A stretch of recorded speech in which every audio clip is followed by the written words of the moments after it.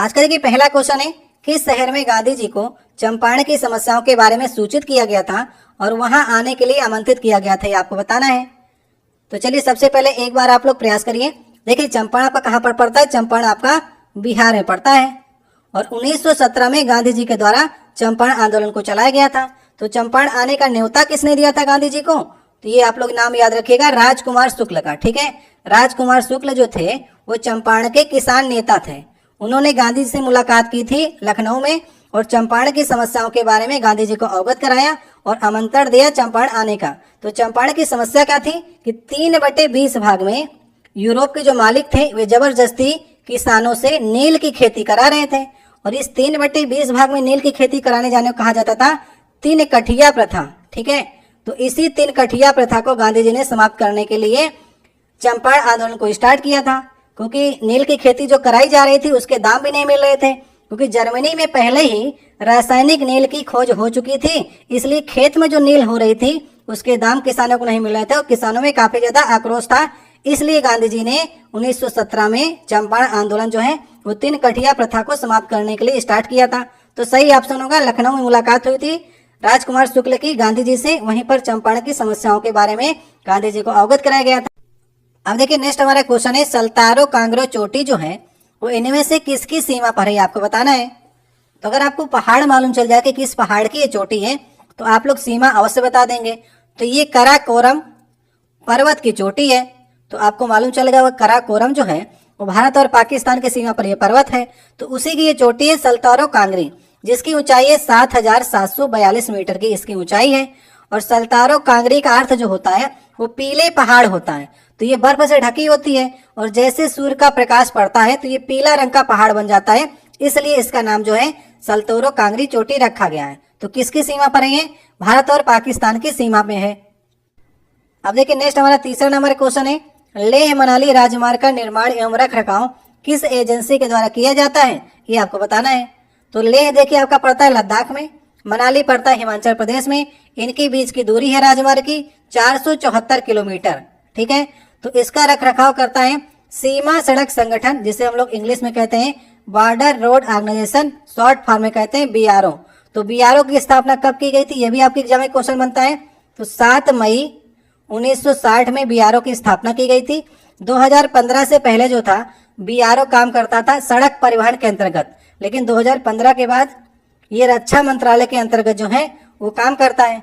तो जहां पर प्रतिकूल परिस्थितियां होती हैं सेना के जाने के लिए, वहां पर सड़क नहीं बन पाती, पुल नहीं बन पाता, तो वहां पर सीमा सड़क संगठन जो है वो पुल बनाने का या रोड बनाने का काम करता है और रखरखाव भी करता है। तो सही ऑप्शन होगा इसका पहला वाला ऑप्शन। अब देखिए नेक्स्ट हमारा चौथा क्वेश्चन है, 2011 की जनगणना के अनुसार भारत में जनसंख्या घनत्व तो कितना है, आपको बताना है।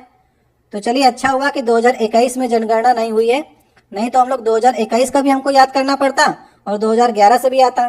तो अभी ये आराम है कि आपसे 2011 की ही जनगणना से क्वेश्चन पूछे जाएंगे। जब नेक्स्ट आपकी जनगणना होगी तो उसके डाटे 2-3 साल बाद आते हैं, तब तक आप लोग नौकरी में लग जाइए। तो 2011 की जनगणना के अनुसार जो है वो भारत का जनसंख्या घनत्व है 382 व्यक्ति प्रति किलोमीटर के एरिया में रहते हैं। सही ऑप्शन होगा पहला वाला। अगर आपसे पूछता है कि पूरे हमारे जितने केंद्र शासित प्रदेश हैं और राज्य हैं उनमें सबसे ज्यादा दिल्ली का है, 11,320 व्यक्ति प्रति किलोमीटर एरिया में दिल्ली में रहते हैं, याद रखिएगा। अगर यूपी का आपसे पूछेगा तो 829 व्यक्ति प्रति किलोमीटर एरिया में यूपी में आपके रहते हैं। अगर राज्यों में पूछेगा तो बिहार में 1106 व्यक्ति रहते हैं प्रति किलोमीटर एरिया में। उसके बाद पश्चिम बंगाल में 1028 लोग रहते हैं और तीसरे नंबर पर आता है केरल, जिसमें 860 लोग जो रहते हैं। ये 3 राज्यों के नाम याद रखिएगा, बिहार में सबसे ज्यादा है, उसके बाद पश्चिम बंगाल और तीसरे नंबर पर केरल। अगर केंद्र शासित प्रदेश पूछें तो दिल्ली सही करिएगा। भारत आपसे पूछता है तो 382 वाले ऑप्शन को आपको सही करना है। तो सही ऑप्शन होगा इसका पहला वाला ऑप्शन। अब देखिए नेक्स्ट हमारा 5वां क्वेश्चन है, निम्नलिखित में से किस वनस्पति में पादप काय को जड़, तनों और पत्तियों में विभाजित नहीं किया जाता है, आपको बताना है। देखिए पादप 3 प्रकार के होते हैं, आपने पढ़ा होगा। एक आपने पढ़ा होगा थैलोफाइटा, दूसरा आपने पढ़ा होगा ब्रायोफाइटा और तीसरा आपने पढ़ा होगा ट्रैकियोफाइटा। तो थैलोफाइटा जो होता है उसकी संरचना जो होती है थैले के समान होती है, थैलस से ये बना है। और थैलस मतलब होता है कि उसमें अगर जड़, तना, पत्ती में विभाजित नहीं है तो वो थैलोफाइटा के अंतर्गत जाते हैं, जिसमें आपके एग्जाम्पल आते हैं शैवाल के, शैवाल आपका आता है थैलोफाइटा में, कवक आता है और आपका जीवाणु आता है। ठीक है, तो अगर ये आपके ऑप्शन में कहीं दिख रहे हो तो उसे ही आप सही कर दीजिए।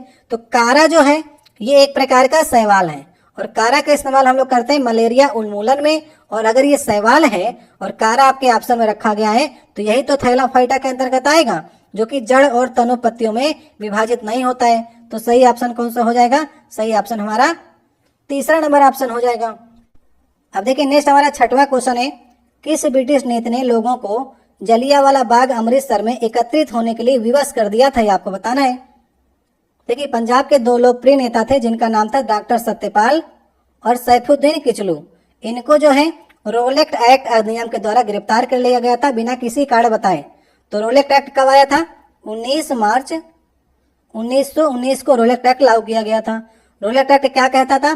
किसी भी संदेह प्रति व्यक्ति को बिना किसी कारण बताए जो गिरफ्तार किया जा सकता था और वो ना तो कोई अपील कर सकता था, ना कोई दलील दे सकता था और ना ही कोई वकील कर सकता था। तो इस प्रकार का ये काला कानून था जिसके द्वारा जो है पंजाब के दो लोकप्रिय नेता थे सत्यपाल और डॉक्टर सैफुद्दीन किचलू को जब गिरफ्तार किया गया तो एक शांतिपूर्ण प्रदर्शन निकाला गया, जुलूस निकाला गया 13 अप्रैल 1919 को, जिसमें 20,000 लोग इकट्ठा हुए थे इस जलियांवाले बाग के अंदर। और फिर जनरल ओडायर ने इन निहत्थे लोगों के ऊपर जो है वो गोलियां चलवा दी थी। तो ये था आपका जलियांवाला बाग कांड।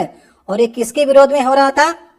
रोलेक्ट एक्ट अधिनियम के विरोध में हो रहा था, जिसमें सत्यपाल और सैफुद्दीन किचलू की गिरफ्तारी की गई थी। साइमन कमीशन के विरोध में लाला लाजपत राय के ऊपर लाठियां चलाई गई थी, जिसके बाद उनकी मृत्यु हो गई थी। ये भी क्वेश्चन आपके एग्जाम बनता है। अब देखिए नेक्स्ट हमारा 7वां नंबर क्वेश्चन है, 2019 में एससीओ की जो बैठक हुई है वो किस देश में हुई है? ये आपको बताना है। तो अभी हम लोग इसे अपडेट कर लेते हैं, 2019 को न याद करके हम लोग 2024 यहाँ पर लिखते हैं तो आपके एग्जाम के लिए बेनिफिट रहेगा। तो बताइए संघाई कॉर्पोरेशन ऑर्गेनाइजेशन जो है 2024 में उसकी बैठक किस शहर में हुई? आपको बताना है। क्या आपको नई वाली करंट अफेयर याद है? नहीं याद है तो यहाँ पर हम लोग अपडेट करके चलेंगे। सबसे पहले जान लेते हैं कि एससीओ क्या है। एससीओ जो है इससे पहले इसका नाम जो था वो संघाई 5 के नाम से जाना जाता था। एससीओ इसमें 5 देश थे। 1996 में संघाई 5 के नाम से इसकी स्थापना की गई थी, जिसमें संस्थापक सदस्य थे चीन, कजाकिस्तान, किर्गिस्तान, रूस और तजाकिस्तान। जब 2001 में इसमें आपका उज्बेकिस्तान जुड़ा तब इसका नाम जो हो गया एससीओ हो गया। ठीक है, तो भारत कब जुड़ा ये भी आपके एग्जाम में क्वेश्चन बनता है। तो 2017 में भारत और पाकिस्तान दोनों इसमें जुड़े थे। ठीक है, इंडिया और पाकिस्तान दोनों को एससीओ में शामिल किया गया। तो पहले देशों की संख्या 5 थी, इसमें 2001 में 6 हो गई और 2017 में 8 हो गई और 2023 में इसमें ईरान को जोड़ लिया गया और 2024 में बेलारूस जुड़ गया। ठीक है, तो अपडेट हो जाइएगा आप लोग। अभी जो है एससीओ के सदस्य जो हैं वो 10 हो चुके हैं। तो 2023 में जोड़ा गया ईरान को और 2024 में बेलारूस को जोड़ा गया और 2024 का जो आपकी बैठक हुई है वो कहाँ पर हुई है? वह आपका कजाकिस्तान के अस्ताना में हुई है। ठीक है, कजाकिस्तान की राजधानी है अस्ताना या फिर नूर सुल्तान। तो वहीं पर संघाई कॉर्पोरेशन ऑर्गेनाइजेशन की 2024 में बैठक हुई है। 3 से 4 जुलाई 2024 को यह बैठक हुई है, आप लोग याद रखिएगा। ठीक है, ये सब कुछ मैंने आपको एससीओ के बारे में बता दिया है। अब नेक्स्ट देखिए हमारा 8वां क्वेश्चन है, इनमें से किस संस्थान को परमाणु एवं त्वरित प्रौद्योगिकी पर आधारित अनुसंधानों के क्षेत्र में शामिल संस्थानों की जननी मानी जाती है? तो किस संस्थान को जननी मानी जाती है? तो जब भी परमाणु की बात करेगा तो भाभा परमाणु अनुसंधान केंद्र को जननी माना जाएगा। और ये कहाँ पर है? याद रखिएगा, ये ट्राम्बे मुंबई में है। कई बार क्वेश्चन आपसे पूछा जाता है कि भाभा परमाणु अनुसंधान केंद्र कहाँ पर है? ट्राम्बे मुंबई में है और इसका नाम दिया गया था बार्क। ठीक है, बार्क की स्थापना कब की गई थी? 1967 में की गई थी। ठीक है, तो जितने क्वेश्चन बन सकते थे वो आपके लिए बता दिया। परमाणु ऊर्जा आयोग कब बना था? ये भी आपके एग्जाम में क्वेश्चन पूछा जाता है। तो परमाणु ऊर्जा आयोग 1954 में बना था। और जब 1966 में जहांगीर भाभा की मृत्यु हो गई तो फिर हम लोगों ने 1966 में इनके नाम पर बार्क रख दिया, भाभा परमाणु अनुसंधान केंद्र। ठीक है, तो सही ऑप्शन हो जाएगा पहला वाला ऑप्शन। नेक्स्ट देखिए 9वां नंबर क्वेश्चन है, महाभारत नामक संस्कृत महाकाव्य के लेखक कौन थे? ये आपसे पूछा जा रहा है। तो ये तो आप सबको मालूम होगा, महाभारत के लेखक हैं वेद व्यास जी हैं। रामायण के कौन है? वाल्मीकि हैं। सुखदेव जो है वो वेद व्यास जी के पुत्र हैं, याद रखिएगा। एक क्वेश्चन आपके एग्जाम में पूछा भी गया है कि सुखदेव किसके पुत्र थे, तो सुखदेव आपके वेद व्यास जी के पुत्र थे। तो पहले ही पूछा जाता है आपके एग्जाम में क्वेश्चन कि महाभारत का पुराना नाम क्या था, तो महाभारत का पुराना नाम था जय संहिता। तो पुराना नाम जय संहिता जब था, जब इसमें 8,800 श्लोक थे, तब इसका नाम था जय संहिता। फिर इसका नाम जो पड़ा भारत, तब ये श्लोकों की संख्या जो बढ़ करके हो गई, वो 24,000 श्लोक जब हो गए, तब इसका नाम पड़ गया भारत। और महाभारत पड़ा कब, जब श्लोकों की संख्या जो है 1 लाख के पार हो गई, तब इसका नाम जो है महाभारत पड़ गया। तो पुराना नाम क्या था इसका, जय संहिता। कई बार आपके एग्जाम में क्वेश्चन पूछा गया है, ठीक है। और भारत का नहीं, ये विश्व का सबसे बड़ा महाकाव्य है, और इसके रचयिता कौन है, वेद व्यास जी हैं। सही ऑप्शन दूसरा वाला हो जाएगा। नेक्स्ट देखिए 10वां नंबर क्वेश्चन है, सिंधु घाटी को सोनार घाटी से जोड़ने वाली शाही सड़क का निर्माण किसने कराया था, आपको बताना है। तो सिंधु घाटी पड़ती है आपकी पाकिस्तान के पास में, और सोनार घाटी पड़ती है बांग्लादेश में। तो बांग्लादेश से लेकर के पाकिस्तान तक की जो शाही सड़क का निर्माण कराया था, ये कराया था शेख शाह सूरी ने। इसको आप जानते हैं कि आपका बंगाल से लेकर के दिल्ली तक की जो रोड है, उसे हम लोग कहते हैं जीटी रोड कहते हैं। जीटी रोड का निर्माण किसने कराया था, शेख शाह सूरी ने कराया था। तो इस प्रकार से भी क्वेश्चन आपका बनता है। तो सही ऑप्शन कौन सा हो जाएगा, शाही सड़क का निर्माण कराया था शेख शाह सूरी ने। अब नेक्स्ट देखिए 11 नंबर क्वेश्चन है, जीपीएस पूछा जा रहा है कि जीपीएस जो आपका नेटवर्क है, उपग्रह है, वो कितनी लगभग ऊंचाई में पृथ्वी की परिक्रमा करता है। तो जीपीएस जो आपका होता है वो लगाया जाता है 20,000 किलोमीटर की ऊंचाई पर। इसको ज्यादा ऊपर इसलिए लगाया जाता है ताकि पृथ्वी पर पूरी लोकेशन रख सके। नीचे रखेंगे तो ऊपर से काफी चीजें वो नहीं देख पाएगा, इसलिए 20,000 या फिर 20,200 भी लिख कर आए तो उसे भी आपको सही करना है। 20,200 किलोमीटर की रेंज पर इसे हम रखते हैं, और ये उपग्रह जो है वो 2 बार पृथ्वी की परिक्रमा करता है। तो सही ऑप्शन होगा लास्ट वाला। ये डाटा है, इसे आपको याद करना पड़ेगा। नेक्स्ट देखिए क्वेश्चन है 12 नंबर, आर्टिकल 170 के अनुसार प्रत्येक राज्य की विधानसभा में सीटों की संख्या किससे अधिक नहीं होनी चाहिए। तो विधानसभा में सीटों की संख्या आर्टिकल 170 के अनुसार जो है 500 से अधिक नहीं होनी चाहिए। तो बी वाला ऑप्शन सही होगा। न्यूनतम भी आपके एग्जाम में पूछता है, तो न्यूनतम कितनी कम नहीं होनी चाहिए, 60 से कम नहीं होनी चाहिए। लेकिन अपवाद के रूप में आप लोग याद रखिएगा, गोवा में 40 सीटें हैं और मिजोरम में भी 40 सीटें हैं, और सिक्किम में 32 सीटें हैं। ये अपवाद हैं, 40, 40, 32, क्योंकि उनको विशेष राज्य का दर्जा दिया गया है, इसलिए सिर्फ इन्हीं में कम है, बाकी किसी राज्य में 60 से कम नहीं होनी चाहिए, याद रखिएगा। तो सबसे कम की बात करें तो 60, और सबसे ज्यादा की बात करेगा तो 500। ये तो बात हो गई विधानसभा की। अभी बात कर लेते हैं हम लोग लोकसभा की। तो लोकसभा में मैक्सिमम सीटें हो सकती हैं, वो हो सकती है 552, लेकिन इस समय कितनी है, वो 545 सीटों पर ही चुनाव आपके होते हैं। तो मैक्सिमम आपकी 552 सीटें हो सकती हैं, किसमें, लोकसभा में। बात करते हैं राज्यसभा में, तो राज्यसभा में सीटों की संख्या जो है मैक्सिमम 250 हो सकती है। इस समय कितनी है, 245 सीटें हैं। तो ये भी आप लोग याद रखिएगा, ठीक है। चलिए अब नेक्स्ट क्वेश्चन की ओर चलते हैं। एक क्वेश्चन आप लोग कमेंट बॉक्स में जवाब दीजिएगा कि यूपी में विधानसभा की कितनी सीटें हैं, इसे आप लोग कमेंट बॉक्स में बताइएगा। देखते हैं कितना लोग जो है चुनाव के प्रति आप लोग जानते हैं, सीटों की संख्या आप लोग जानते हैं कि नहीं। और ये नियम जो है सीटों की संख्या की बढ़ोतरी का जो है, ये 500 रहेंगी, ये 2026 तक ही रहेगा, क्योंकि एक संशोधन भी आपका आया था 2001 में।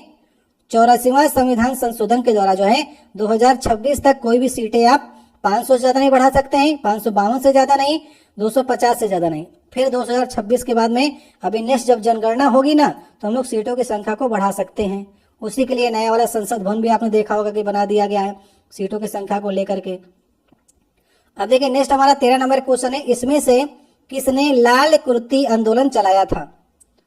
तो लाल कुर्ती आंदोलन चलाया था खान अब्दुल गफ्फार खान ने। इनका एक नाम आपके एग्जाम पूछा जाता है, इन्हें कहते हैं सीमांत गांधी, ठीक है। सीमांत गांधी इसलिए कहते हैं कि अब्दुल गफ्फार खान जो थे वे आपका उत्तर पश्चिमी सीमा पर उसी प्रकार काम कर रहे थे जैसे गांधी जी हमारे आपके यूपी तरफ काम कर रहे थे, यूपी बंगाल में काम कर रहे थे। तो वैसा ही काम खान अब्दुल गफ्फार खान जो है सीमांत मतलब समांतर गांधी है ये। जैसा काम अहिंसा का काम गांधी जी कर रहे थे, वैसा काम जो है सीमांत गांधी के रूप में खान अब्दुल गफ्फार खान कर रहे थे।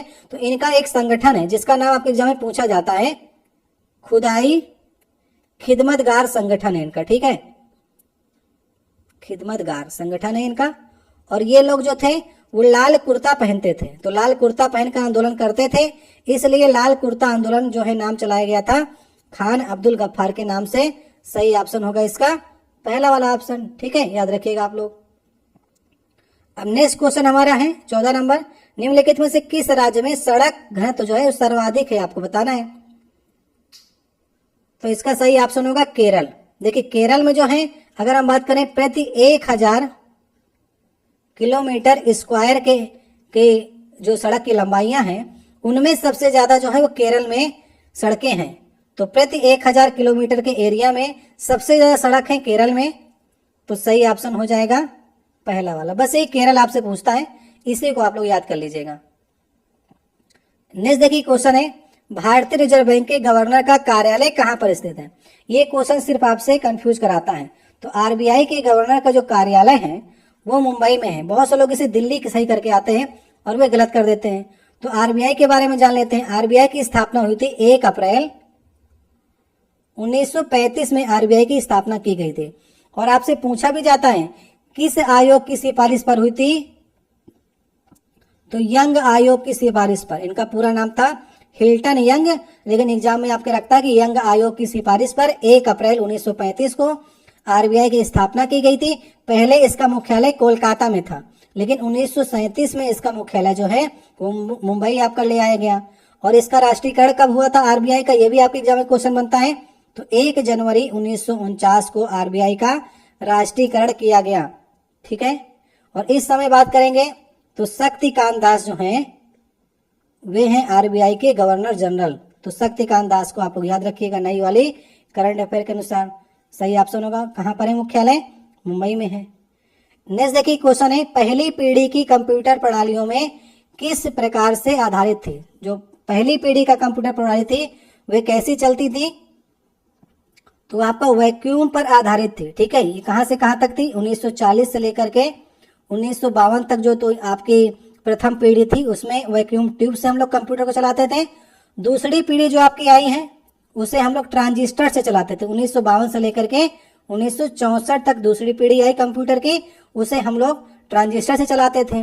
तीसरी वाली पीढ़ी में आईसी सर्किट का प्रयोग हुआ है, जो कि 1964 से लेकर के 1971 तक आईसी सर्किट का प्रयोग हुआ है। और आईसी सर्किट की खोज किसने की थी, जेएस किल्वे ने की थी। बहुत बार आपके एग्जाम में क्वेश्चन पूछा गया है। और फिर इसके बाद जो है वो चौथी पीढ़ी आई, वो आपका वीएलएसआई के द्वारा आपकी संचालित होती थी, ठीक है।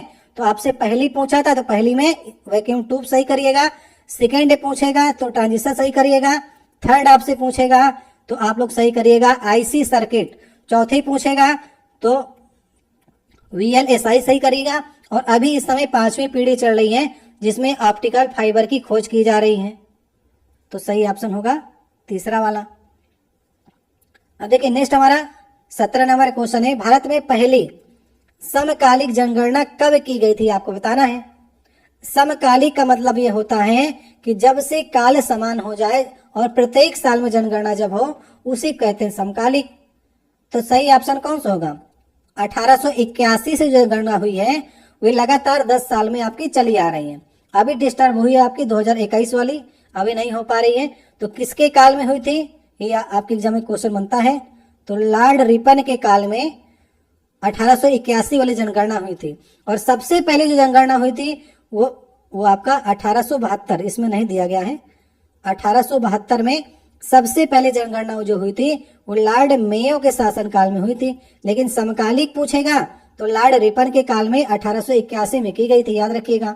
और आपके आर्टिकल ही पूछा जाता किस आर्टिकल के तहत जो है वो जनगणना की जाती है।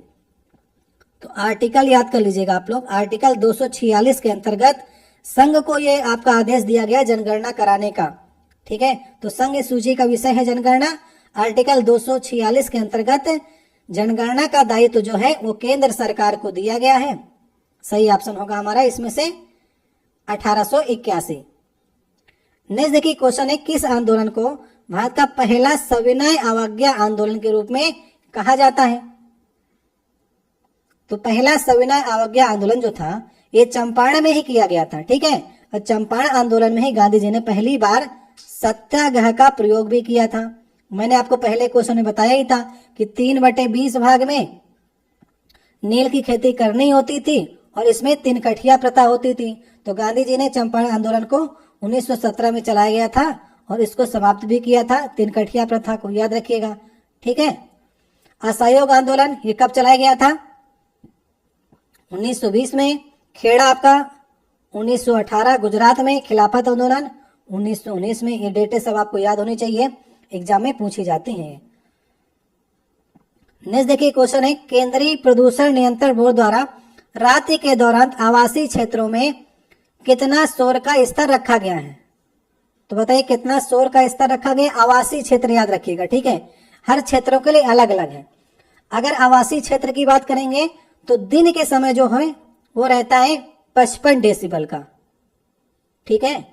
दिन के समय जहां पर लोग रहते हैं ज्यादा वहां पर 55 डेसिबल दिन के समय, और रात के समय होता है 45 डेसिबल, ठीक है। सही ऑप्शन होगा दूसरा वाला।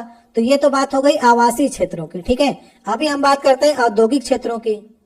औद्योगिक क्षेत्र मतलब कि जहां पर मशीनें लगी हैं, तो वहां पर तो मशीनें चलेंगी, रात में भी चलेंगी, दिन में भी चलेंगी। तो दिन की बात करेंगे तो दिन में 75 डेसिबल होना चाहिए, अलाउ किया है, और रात में 70 डेसिबल। तो ये औद्योगिक क्षेत्र आपसे पूछेगा तो इसे सही कर दीजिएगा। यदि आपसे वाणिज्यिक क्षेत्र पूछता है, वाणिज्यिक क्षेत्र पूछेगा तो वाणिज्यिक क्षेत्रों में दिन में होती है 65 डेसिबल का शोर होना चाहिए, अलाउ किया गया है, और रात में 55 डेसिबल, ठीक है।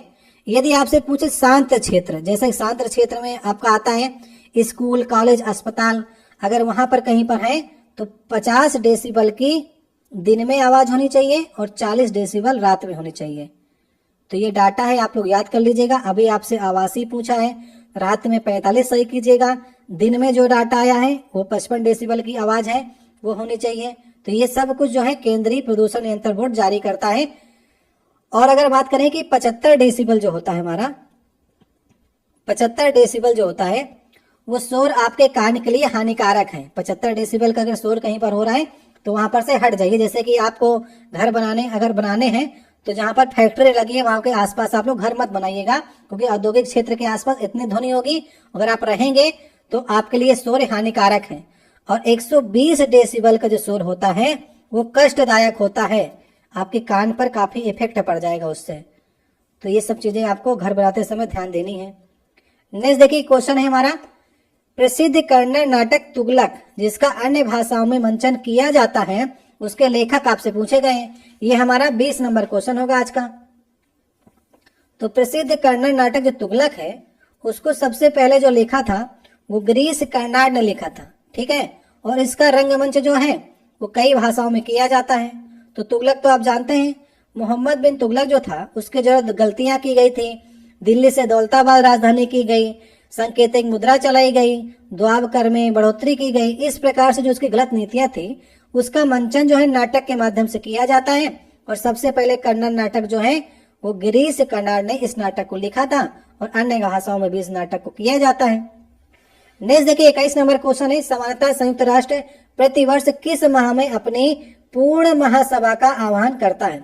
आपको मालूम है कि संयुक्त राष्ट्र की 6 संस्थाएं हैं, जिसमें मैंने आपको पिछले वाले वीडियो में बताया था कि महासभा होती है सुरक्षा परिषद, आर्थिक एवं सामाजिक परिषद, प्रन्यास परिषद, अंतर्राष्ट्रीय न्यायालय एवं सचिवालय। इस प्रकार से 6 अंग जो हैं वो संयुक्त राष्ट्र के हैं। 5 के मुख्यालय न्यूयॉर्क में है और 6वां जो आपका है अंतर्राष्ट्रीय न्यायालय उसका मुख्यालय हेग नीदरलैंड में है। ये क्वेश्चन आपके दिमाग में होने चाहिए। तो आपसे पूछा जा रहा है कि महासभा जो है, जो अंग है इसका आपका संयुक्त राष्ट्र संघ का, उसकी बैठक कब होती है? उसकी बैठक होती है सितंबर महीने में, सितंबर महीने के तीसरे मंगलवार से इसकी बैठक जो है वो चालू होती है और दिसंबर तक चलती है, ठीक है। महासभा की बैठक जिसमें सभी देश के पार्टिसिपेट भाग लेते हैं और इसे विश्व की लघु संसद भी कहा जाता है, ठीक है। किसे कहा जाता है? लघु संसद। विश्व की महासभा कहा जाता है। ठीक है, इसमें सभी देश आपके शामिल होते हैं। तो सही ऑप्शन कौन सा होगा? सितंबर महीने में ये बैठक आपकी होती है। अब नेक्स्ट देखिए क्वेश्चन है, इसमें से किस रेलवे स्टेशन को यूनेस्को के विश्व धरोहर में शामिल किया गया है? तो यूनेस्को के द्वारा 2004 में छत्रपति शिवाजी महाराज टर्मिनल को शामिल किया गया था विश्व धरोहर की सूची में। और तीन स्टेशन और हैं आपके, वो आपके माउंटेन रेलवे में आते हैं। उसमें आपका दार्जिलिंग रेलवे हो गया, नीलगिरी रेलवे हो गया और कालका रेलवे हो गया। ये तीनों आपके माउंटेन रेलवे को, इनको भी जोड़ा गया था यूनेस्को की विश्व धरोहर की सूची में, लेकिन ये आपके ऑप्शन में नहीं रखे गए हैं। आपके ऑप्शन में छत्रपति शिवाजी महाराज टर्मिनल रखा गया है। सही ऑप्शन होगा तीसरा वाला ऑप्शन। अब देखिए नेक्स्ट हमारा 23 नंबर क्वेश्चन है, परमाणु ऊर्जा विभाग की इकाई Raja Ramanna centre for advance technology कहाँ पर स्थित है? तो Raja Ramanna centre for advance technology ये आपका स्थित है इंदौर में। ठीक है, 1984 में राष्ट्रपति ज्ञानी जैल सिंह ने इसका उद्घाटन किया था। ठीक है, ज्ञानी जैल सिंह, याद रखिएगा, राष्ट्रपति ने 1984 में इंदौर में Raja Ramanna centre for advance technology का स्थापना की थी। तो सही ऑप्शन कौन सा हो जाएगा? सही ऑप्शन हो जाएगा दूसरा वाला ऑप्शन। अब देखिए नेक्स्ट हमारा 24 नंबर क्वेश्चन है, भारत ने साइरस रिएक्टर की स्थापना किस स्थान में की थी? आपको बताना है। देखिए साइरस का फुल फॉर्म क्या होता है? सी से हो गया कनाडा, आई से हो गया इंडिया। तो Canada India reactor utility service, ये थी कनाडा के सहयोग से इस रिएक्टर की स्थापना की गई थी। तो कहां पर की गई थी? ट्राम्बे मुंबई में की गई थी। कब की गई थी? 1960 में की गई थी कनाडा के सहयोग से। ठीक है, याद रहेगा। तो ये दूसरा आपका परमाणु रिएक्टर था। आपके एग्जाम में पूछा जाता है कि प्रथम परमाणु रिएक्टर कौन सा था? वो था आपका अप्सरा। याद रखिएगा, अप्सरा परमाणु रिएक्टर 1956 में किसके सहयोग से लगाया गया था? यूके के सहयोग से लगाया गया था। यूनाइटेड किंगडम मतलब कि ब्रिटेन के सहयोग से 1956 में अप्सरा जो है ये पहला आपका परमाणु रिएक्टर था। और आपका एशिया की यह पहला था अप्सरा। ठीक है, वो भी आपका ट्राम्बे मुंबई में लगाया गया था। और सेकंड नंबर का साइरस जो था ये भी आपका ट्राम्बे मुंबई में लगाया गया था। ये कनाडा के सहयोग से लगाया गया था और ये आपका ब्रिटेन के सहयोग से लगाया गया था। तो दोनों क्वेश्चन आपके इसमें तैयार हो जाना चाहिए। नेक्स्ट चलते हैं। नेक्स्ट देखिए क्वेश्चन है, रॉबर्ट हुक द्वारा कोशिका की खोज किस प्रकार की गई थी? आपको बताना है। ये 25 नंबर क्वेश्चन होगा। तो रॉबर्ट हुक ने कोशिका की खोज कब की थी? 1665 में की थी। और कैसे की थी? इन्होंने कार्क का निरीक्षण करते हुए की थी। कार्क मतलब होता है पेड़ की छाल जो होती है ना, उसको जो है सूक्ष्मदर्शी की सहायता से देखा तो वहां पर इनको मृत कोशिका नजर आई। इसी से इन्होंने कोशिका की खोज जो है वो 1665 में की थी। सन बहुत इंपॉर्टेंट है, कई बार आपके एग्जाम में पूछा गया है। तो कार्क का निरीक्षण करते हुए मृत कोशिका की खोज की थी। कार्क कहते हैं पेड़ की छाल को। अब नेक्स्ट देखिए क्वेश्चन है हमारा, ये हमारा 26 नंबर क्वेश्चन होगा, कौन सा राजनीतिक कभी भी लोकसभा में सदन का नेता नहीं रहा है? आपसे पूछा गया है। तो लोकसभा का चुनाव जो जीत कर नहीं आएगा वही लोकसभा का नेता नहीं होगा। तो नरेंद्र मोदी तो लोकसभा के चुनाव जीते हैं वाराणसी से। मनमोहन सिंह कभी भी लोकसभा का चुनाव नहीं लड़े हैं। ठीक है, ये बने थे 2004 से लेकर के 2014 तक हमारे प्रधानमंत्री थे, लेकिन ये थे कहाँ के? ये राज्यसभा के सदस्य थे। ठीक है, इन्होंने लोकसभा का चुनाव नहीं लड़ा और ये राज्यसभा से ही प्रधानमंत्री का पद जो है वो रखे हुए थे। तो जो लोकसभा के सदन का नेता नहीं रहा है तो सही ऑप्शन हो जाएगा दूसरा वाला। प्रणब मुखर्जी भी चुनाव लड़े हैं, अटल बिहारी वाजपेयी भी चुनाव लड़े हैं, लेकिन मनमोहन सिंह जो हैं वो आपके राज्यसभा से ही उन्हें प्रधानमंत्री बनाया गया था। नेक्स्ट देखिए क्वेश्चन है, इसमें पूछा जा रहा है 27 नंबर क्वेश्चन होगा, मानव रक्त में क्या नहीं पाया जाता है? तो बताइए मानव रक्त में क्या नहीं पाया जाता है? तो मानव रक्त में देखिए WBC आपका पाया जाता है, RBC आपका पाया जाता है और प्लेटलेट्स आपकी पाई जाती हैं। ठीक है, तो इसमें तीन जो हैं ल्यूकोसाइट, लिम्फोसाइट, मोनोसाइट, ये आपके WBC के ही पार्ट होते हैं। कोंड्रोसाइट जो है ये मानव रक्त में नहीं पाया जाता है। ये कहां पर पाया जाता है? कोंड्रोसाइट जो है उपास्थि कोशिका है। तो उपास्थि कोशिका है, ये हड्डियों में पाई जाएगी, मानव रक्त में नहीं पाई जाएगी। सही ऑप्शन होगा डी वाला ऑप्शन। नेक्स्ट देखिए क्वेश्चन है, पानी की कमी के कारण जो है कोशिका के संकुचित होकर कोशिका भित्ति से अलग होने की प्रक्रिया जो कही जाती है उसे कहा जाता है प्लाज्मोलिसिस। ये डायरेक्ट क्वेश्चन पूछा जाता है, तो इसे याद कर लीजिएगा। पानी की कमी के कारण कोशिका के संकुचित होने की, कोशिका भित्ति के अलग होने की प्रक्रिया जो है वो प्लाज्मोलिसिस कहलाती है। ऐसे ही डिक्टो आपके एग्जाम में क्वेश्चन जो है वो पूछा जाएगा, बस इतना ही आपको याद कर लेना है। नेक्स्ट देखिए क्वेश्चन है, कितने बच्चों को प्रधानमंत्री राष्ट्रीय बाल पुरस्कार 2021 से सम्मानित किया गया? तो अभी हम लोग इसे 2024 करते हैं, तब तो आपके लिए सही भी रहेगा। तो बताइए, ये 29 नंबर क्वेश्चन होगा। तो प्रधानमंत्री राष्ट्रीय बाल पुरस्कार जो है ये 5 से 18 साल के बच्चों को दिया जाता है जो प्रतिभाशाली छात्र होते हैं, ठीक है। और ये कब दिया जाता है? ये 22 जनवरी के आसपास जो है इस बार आपका दिया गया। जनवरी 2024 में जो है वो इस बार 19 बच्चों को मिला है, ठीक है। ये डाटा याद रखिएगा, 19 बच्चों को राष्ट्रीय बाल पुरस्कार मिला है। जो किसने दिया है? द्रौपदी मुर्मू जी ने दिया है। तो नए डाटा के अनुसार 19 लोग को मिला है और 2021 में 32 लोग को मिला था, तो उसे मत याद रखिएगा। 2024 वाला 19 लोगों को आप लोग याद रखिएगा। अब देखिए नेक्स्ट हमारा 30 नंबर क्वेश्चन है, अंतर्राष्ट्रीय योग दिवस किस तिथि को मनाया जाता है? ये आपको बताना है। तो इसका सही ऑप्शन होगा 21 जून को मनाया जाता है।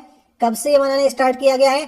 तो भारत के कहने पर यूनो ने 21 जून 2015 से अंतर्राष्ट्रीय योग दिवस की शुरुआत की थी, ठीक है। याद रखेंगे आप लोग। 21 जून जो है ये उत्तरी गोलार्ध का सबसे बड़ा दिन भी है। ये भी आपके एग्जाम में क्वेश्चन पूछा गया है। तो इस बार जो आपका 2024 में मनाया गया आपका, उसकी थीम आप लोग से एग्जाम में पूछी जाएगी, तो उसे आप लोग याद रखिएगा। तो उसकी थीम क्या है? स्वयं एवं समाज के लिए योग, ठीक है। स्वयं और समाज के लिए योग जो है वो 2024 की थीम है इस वर्ष की, याद कर लीजिएगा। तो कमेंट बॉक्स में आप लोग बताइएगा 5 जून को कौन सा दिवस होता है? 1 जून को देखिए होता है श्रमिक दिवस, 5 जून को आपको कमेंट बॉक्स में बताना है, बहुत बार आपके एग्जाम पूछा गया है। और 21 मई को होता है आतंक विरोधी दिवस, ठीक है। तो ये चारों आपके ऑप्शन में आए थे, तो मैंने बता दिया, एक आपको बताना है। नेक्स्ट देखिए फिर से आपका क्वेश्चन जो आया है 31 नंबर क्वेश्चन होगा। ये आपका पूछा गया है संघाई कॉर्पोरेशन ऑर्गेनाइजेशन से। तो एससीओ का मैंने आपसे इसके पहले वाले में डिस्कस कर ही चुके हैं, 2 क्वेश्चन एससीओ से पूछ लिए गए। इसमें पूछा गया भारत किस वर्ष शामिल हुआ था एससीओ में? तो वहां पर हम लोग डिस्कस किए थे ना कि भारत 2017 में शामिल हुआ था। भारत भी शामिल हुआ 2017 में और पाकिस्तान, इन दोनों को शामिल किया गया था 2017 में।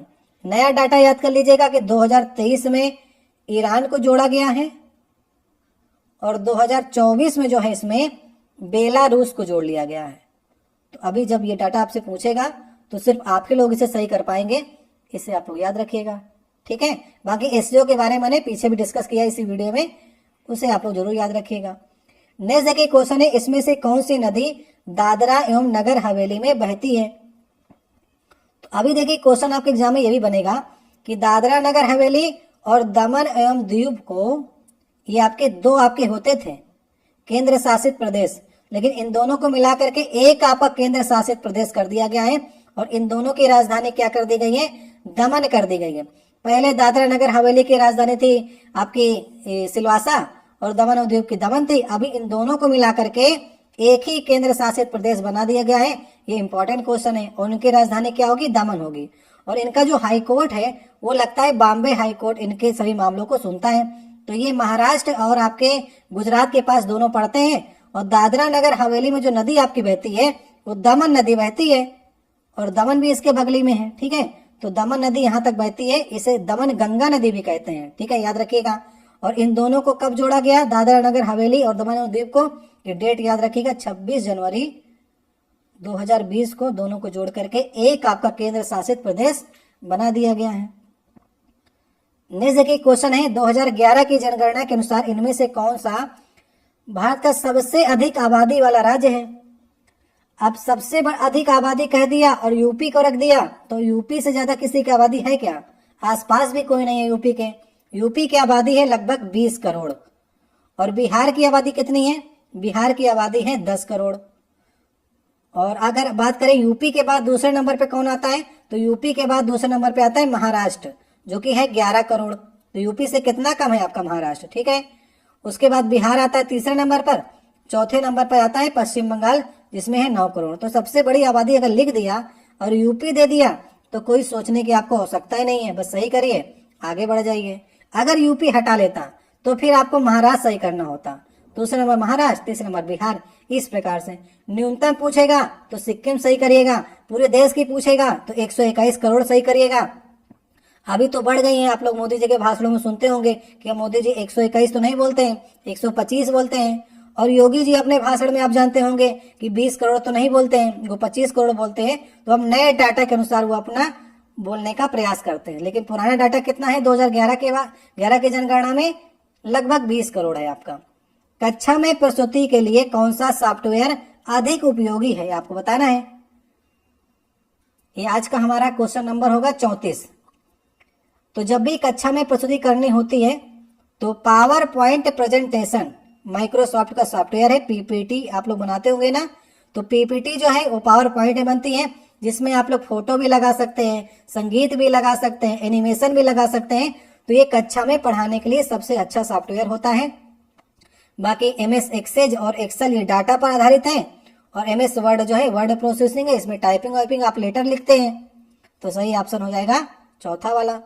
नेक्स्ट देखिए क्वेश्चन है, किस आर्टिकल में हिंदी को संघ की राजभाषा घोषित किया गया है?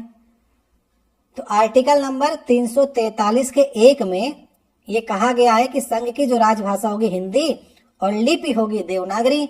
तो 343 से लेकर के 351 तक जो आर्टिकल रखे गए हैं वो संघ की राजभाषा के अंतर्गत आपके रखे गए भाग नंबर 17 में है, ये भी आप लोग याद रखिएगा, ठीक है। 29 नंबर जो आपके दोनों आर्टिकल हैं 29 के, ये अल्पसंख्यकों के हितों के संरक्षण के बारे में है, 29 नंबर आर्टिकल, ठीक है। और आर्टिकल नंबर 343 के 2 में यह कहा गया है कि जब तक हिंदी को राजभाषा घोषित नहीं किया जाएगा तब तक 15 साल तक हम लोग इंग्लिश को ही अपनी राजभाषा के रूप में प्रयोग कर सकते हैं। ये आर्टिकल नंबर 343 के 2 में कहा गया है, ठीक। अब देखिए नेक्स्ट हमारा 36 नंबर क्वेश्चन है, भारतीय स्वतंत्रता संग्राम के दौरान निम्नलिखित में से घटनाओं में से कालक्रम के अनुसार आपको रखना है। तो आपको आना भी चाहिए कि कब ये घटनाएं हुई हैं। नमक सत्याग्रह देखिए हुआ है 1930 को, डाडी मार्च आपका हुआ। जलियांवाला बाग कांड हुआ है 1919 को, मैंने आपको बताया ही है। भारत छोड़ो आंदोलन 1942 को हुआ है, और असहयोग आंदोलन 1920 को हुआ है। तो सबसे पहले घटना हुई है दूसरे नंबर की, मतलब 2 कहां पर लिखा गया है, ये लास्ट वाले ऑप्शन की ओर अगर आप जा रहे हैं तो इसका मतलब आप सही दिशा की ओर जा रहे हैं, क्योंकि हमने आपको ऑप्शन बता दिया है, बस आप सिलेक्ट कर लीजिए कौन सा सही है, लास्ट वाला ऑप्शन सही होगा। अब देखिए नेक्स्ट हमारा 37 नंबर क्वेश्चन है, द्रव्यमान के आधार पर अमोनिया में नाइट्रोजन और हाइड्रोजन का आपको रेशियो बताना है। तो अमोनिया का फार्मूला क्या होता है, NH3 होता है। यहाँ पर नाइट्रोजन 1 है और हाइड्रोजन 3 है। यहाँ पर नाइट्रोजन का परमाणु क्रमांक होता है 7 और द्रव्यमान संख्या होती है 14। हाइड्रोजन का परमाणु क्रमांक होता है 1 और द्रव्यमान संख्या होती है 1। तो द्रव्यमान संख्या की आपसे अनुपात पूछा है, तो अगर नाइट्रोजन 1 है और उसके द्रव्यमान संख्या 14 है तो 14 यहाँ पर रख दीजिए, और अब यहाँ पर हाइड्रोजन 3 है तो 3 रख दीजिए, और द्रव्यमान संख्या 1 है तो 1 रख दीजिए। तो इस प्रकार से रेशियो बनेगा 14 और 3 का। तो सही ऑप्शन कौन सा होगा, 14 और 3 जहां पर लिखा होगा उसी को आपको सही करना है और आगे बढ़ जाना है। तो आसान क्वेश्चन नहीं है, जो लोग का साइंस थोड़ा वीक होगा उन लोगों को समझने में दिक्कत आएगी। अब देखिए नेक्स्ट हमारा 38 नंबर क्वेश्चन है, पदार्थों को वर्गीकृत करने के लिए प्रारंभिक भारतीय दार्शनिक द्वारा कितने मूल तत्वों का वर्णन किया गया था, आपको बताना है। तो भारतीय दर्शन के अनुसार जो है पदार्थों को 5 तरह से वर्गीकृत किया गया था। इसे लोग याद करने के लिए इस प्रकार से याद रखते थे कि जल छित पावक गगन समीरा और 5 तत्व से बना है शरीरा, इस प्रकार से लोग याद रखते थे। तो वे 5 तत्व कौन कौन से हैं, जल छित मतलब कि लोग याद रखते थे पृथ्वी से, जल छित पावक, पावक मतलब अग्नि, गगन मतलब कि आकाश, और समीर मतलब कि वायु। तो इस प्रकार से ये 5 तत्व थे जिनसे शरीर ही बना है और पदार्थ का तत्व भी बना है। जल, पृथ्वी, अग्नि, वायु और आकाश, इसे लोग याद रखते थे। जल छित पावक गगन समीरा और 5 तत्व से बना है शरीरा। इस प्रकार से ये क्वेश्चन भी आपके एग्जाम में देखिए पूछा गया। तो वे 5 तत्व ये थे, इस प्रकार से आप हिंदी में याद कर सकते हैं। अब नेक्स्ट देखिए हमारा आज का 39 नंबर क्वेश्चन है, आज का लास्ट क्वेश्चन होगा, भारत में प्रथम जनगणना का आयोजन कब किया गया था, ये आपको बताना है। तो देखिए इसी सेट में आपसे समकालीन जनगणना का क्वेश्चन पूछा गया था, वहां पर मैंने आपको बताया भी था कि प्रथम जनगणना कब की गई थी, तो इसे आप लोगों ने